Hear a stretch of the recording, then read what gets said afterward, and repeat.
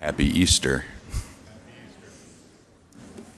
Actually, there's another greeting that goes back to ancient times in the church that was often used by Catholics and by Christians on Easter in particular, but even during the whole Easter season. It was, I suppose you could say, something of like a secret code, the Catholic secret handshake, that you would know very quickly whether or not somebody was a Christian and how they responded. And so if you are not in the in crowd, if you're not aware of this, then today I want to let you in on this little secret so that you can be one of the cool kids with me. That there are multiple responses, but the greeting is, "He is risen," to which someone replies, either "He is risen indeed," "He is truly risen," or "He is risen as He promised," or some other permutation thereof. And so I want to practice that now, and for the sake of simplicity and to avoid sheer chaos, let's all try to pick the same one. And how about we do "He is truly risen"? So, "He is risen." He is truly risen. There we go. That was like 100 times better than the 8 a.m. You guys are clearly awake. I'm glad.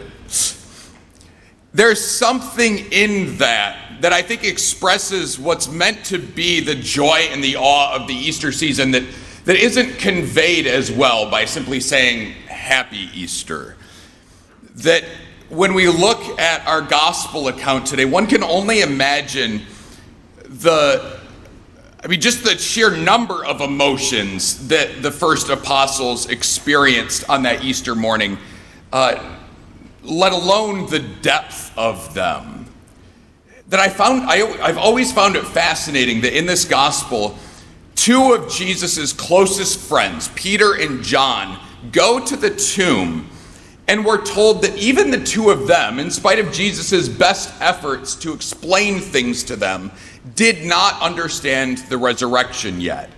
That it hadn't clicked for them why Jesus's tomb was empty. It's like, man, you are about to be in for a surprise. Your Lord, your Rabbi, is bigger than death. And death is kind of a big deal, so that's saying something.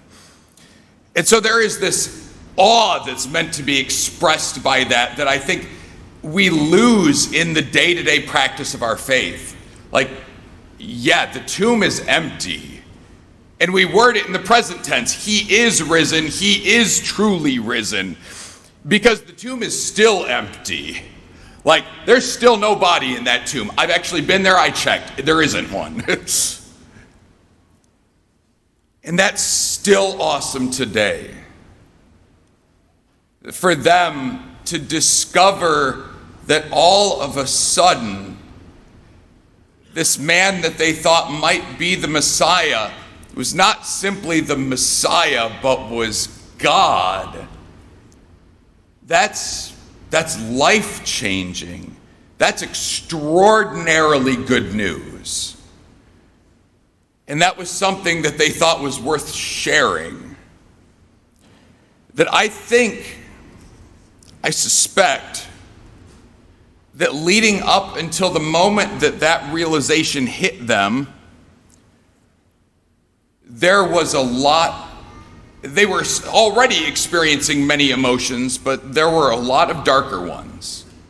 There was the thought that whatever it was Jesus was intending to do, that he had failed. That this movement of theirs was dead in the water. That whatever message it was he was preaching was now ended as surely as he was. But how much that changed and how dramatically that changed in one encounter on that first Easter morning. Hold that thought.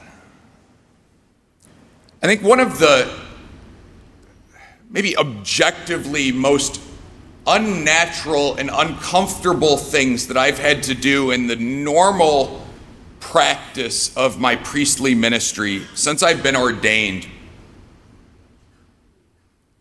was 4 years ago, almost 4 years ago to the day, celebrating the Easter Vigil without a congregation.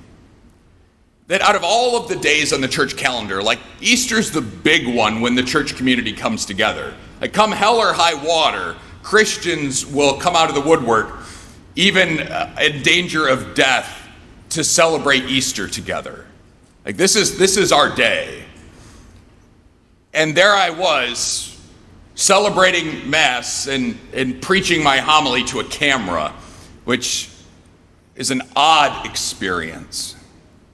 And it felt a little like trying to celebrate Christmas when all of your friends and family are in prison or something. And just knowing that all of the people with whom I was supposed to be present as spiritual father, I couldn't be with them. They weren't allowed to be here. That we were separated. And there were more than a few doomsayers, both in the church and outside of the church, who thought that was going to be a coffin in the casket of the Catholic Church, that we would not rebound from that. That was one of the death blows that we were experiencing in a seemingly post-Christian world.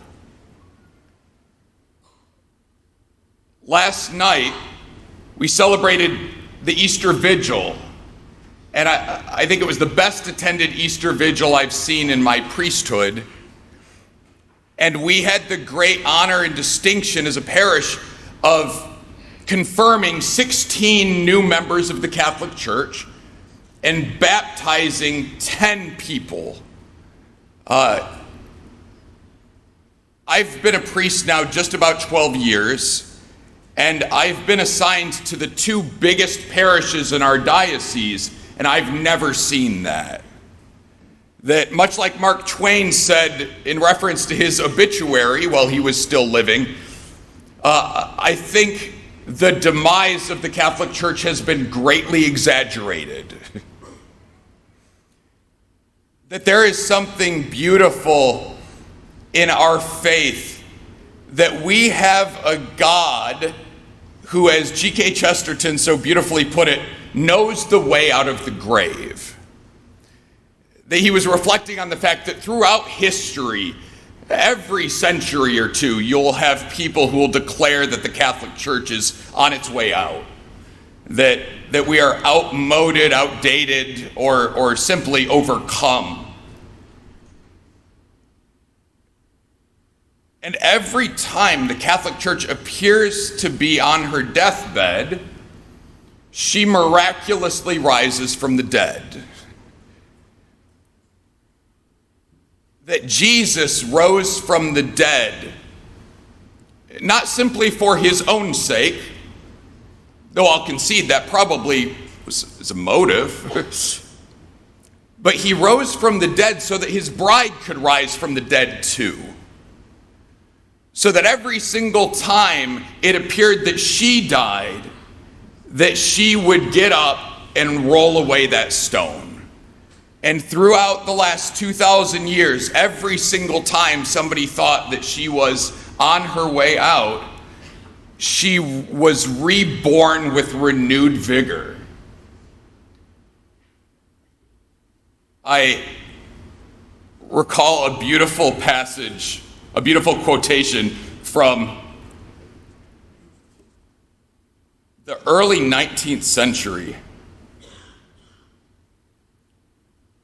where Napoleon, having invaded Italy and taken the Holy Father prisoner, at one point mocked him, and he said, "Holy Father, don't you realize that I not only have the power to destroy the Catholic Church, but I intend to destroy the Catholic Church?" And Pope Pius VII, who was the Pope at the time, looked at him and reacted in a way he probably didn't anticipate, because he laughed. And he said to Napoleon, "Oh, my little man, you think you're going to succeed in accomplishing what centuries of us priests and bishops have tried and failed to do? That if our own incompetence and malice haven't been able to put her to death from the inside, he certainly was not going to succeed from the outside." And how beautiful it is in our day and age to see so many signs of renewed vigor. I just actually saw an article last week that was talking about how demographically Catholicism is very quickly on trend to outpace and overtake Anglicanism in England, which is not in any way to belittle our Anglican brothers and sisters. This is not a zero-sum game. Most of the individuals, most of the young people who are becoming Catholic in England are coming from nothing, from atheism. But how beautiful that is, that in a country where for 230 years it was illegal to be Catholic and simply being caught performing the crime of existing as a Catholic priest was punishable by death. That in a country where they did their level best to exterminate Catholicism, where all but 2 bishops gave up the faith and followed Henry VIII, and those 2 died for their troubles, that in a country like that Catholicism is making a remarkable resurgence. That they say right now, Gen Z and Gen Alpha are almost 2 to 1 Catholic over Anglican. That the faith is something that is growing by leaps and bounds in England. And one of the primary reasons that's cited for it is beauty. We live in a world where sometimes I think beauty is harder and harder to find, but for many of them, many young people, they've found the beauty that is Jesus Christ and his church and his creation here in our home, in the Catholic Church. That no matter how many times people have thought that she was on her way out, Mother Church continues to rise from the dead because you and I have a Lord who knows his way out of the grave. And if that were where this ended, I suppose that would be okay if this were a rah-rah homily for the Catholic Church, go us, I suppose. But that's not the only reason that our Lord Jesus rose from the grave. Because he rose from the grave as your Lord too. That Jesus rose not simply that Mother Church might know how to rise from the grave, but so that you can. Because that was part of why that message was such an extraordinary one to share on that first Easter morning. That he is risen, he is truly risen. Because if Jesus can conquer death, then there's nothing he can't conquer. Because no matter how dark our lives might be, no matter how heavy the crosses are that you carry, no matter how difficult the circumstances we find ourselves in and the obstacles that we face, no matter how seemingly insurmountable the odds that are stacked against us, none of them are bigger and scarier and more definite than death. The human race has exactly a 0% win rate against death. But Jesus Christ rose from the grave to change that.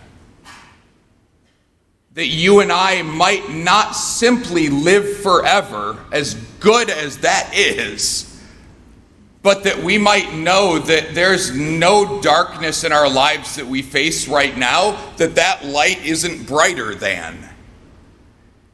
That Jesus can't help us find our way out of.